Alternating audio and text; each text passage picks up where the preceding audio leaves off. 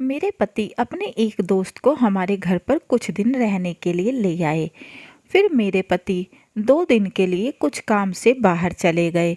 वो अपने दोस्त को मेरा ख्याल रखने को बोलकर गए। मैं कुछ समझ नहीं पाई। रात में पति का दोस्त मेरे कमरे में आकर बोला कि वो मेरे कमरे में ही सोएगा, क्योंकि मेरे पति ने उसे मुझे एक पल के लिए भी अकेला छोड़ने से मना किया है। लेकिन रात में मेरी चीख निकल गई जब पति के दोस्त ने मेरे साथ जबरदस्ती मेरी शादी को 6 महीने बीत चुके थे, लेकिन मेरे पति मेरे पास नहीं आता था। ना ही उसने मुझे कभी छूने की कोशिश की, और ऐसा भी नहीं कि वो मुझे पसंद नहीं करता था। धीरे धीरे हमारे बीच लड़ाई झगड़ा होने लगा। समय बीतता रहा और एक दिन परेशान होकर मैंने अपने पति से कहा कि कहीं तुम नामर्द तो नहीं। ये सुनकर मेरा पति आग बबूला हो गया और चिल्लाकर बोला, चुप कर। फिर वहाँ से चला गया। मैं कमरे में ही सो गई और मेरे पति बाहर जाकर शराब पीने लगे। अगले दिन सुबह मेरा पति उठा तो उसका सर भारी हो रखा था, इसलिए वो सोफे पर सर पकड़े बैठा था। मैं घर के काम में लगी अपना ध्यान बांटने की कोशिश कर रही थी। सुबह से शाम हो गई और मेरे पति ने पूरा छुट्टी का दिन सर दर्द में निकाल दिया।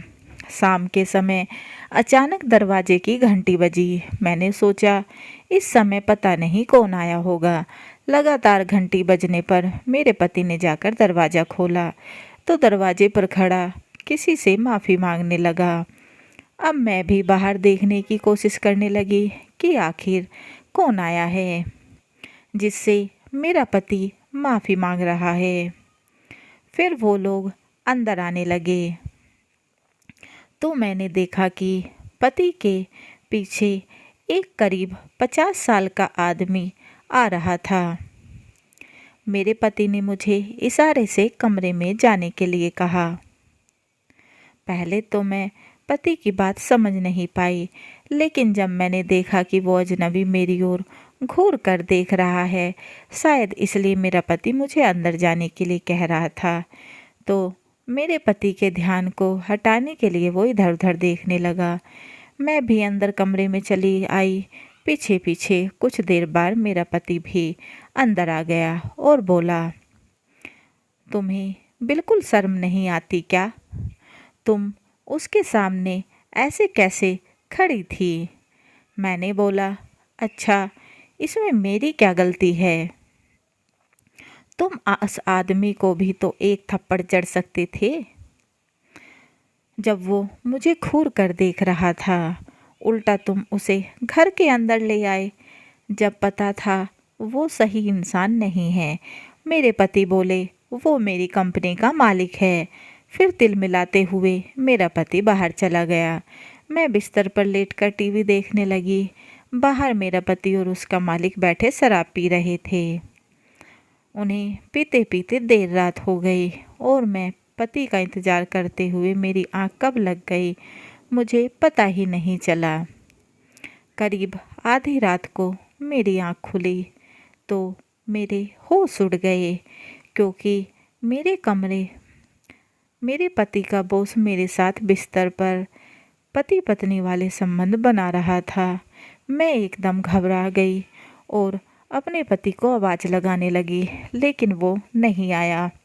मैं बॉस के सामने रोने गिड़गिड़ाने लगी, लेकिन वो अपनी मनमानी करता रहा और करीब 4 बजे वो हमारे घर से चला गया।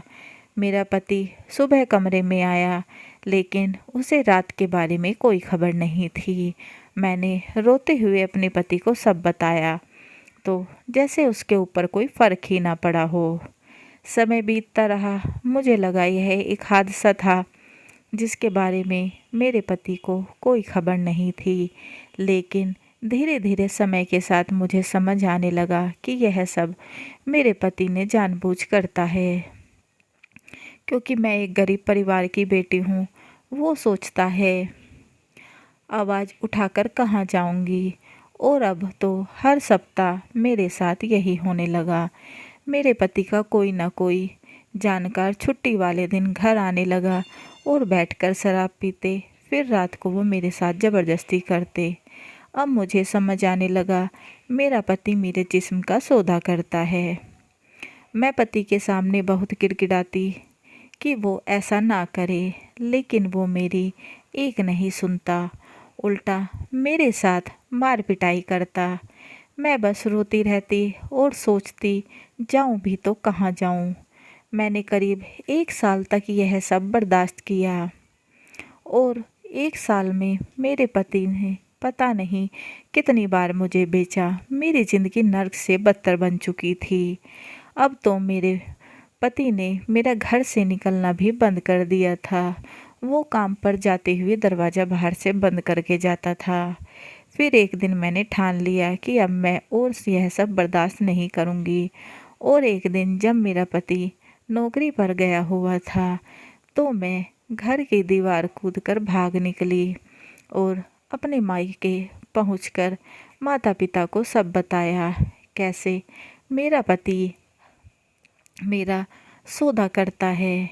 फिर मेरे माता पिता मुझे पुलिस स्टेशन ले गए और मेरे पति के खिलाफ रिपोर्ट दर्ज कराई। फिर पुलिस ने मेरे पति को गिरफ्तार कर लिया और उसे जेल हो गई। साथ कुछ समय बाद मेरा तलाक भी हो गया। और इस तरह मैंने अपने पति को सबक सिखाया। और फिर कुछ दिन की मेहनत के बाद मुझे आंगनवाड़ी में नौकरी मिल गई। मैं अपना पुराना जीवन भुलाकर आगे बढ़ने की कोशिश कर रही हूँ। आज भी मैं वो सब याद करती हूँ तो मेरी रूह कांप जाती है। कहानी कैसी लगी कमेंट बॉक्स में ज़रूर बताएं और चैनल को लाइक एंड सब्सक्राइब करना ना भूलें एंड बेल आइकन को ज़रूर दबाएं, ताकि ऐसी ही अच्छी अच्छी कहानियों के नोटिफिकेशन आपको मिलते रहें। And please guys support my channel. समाप्त।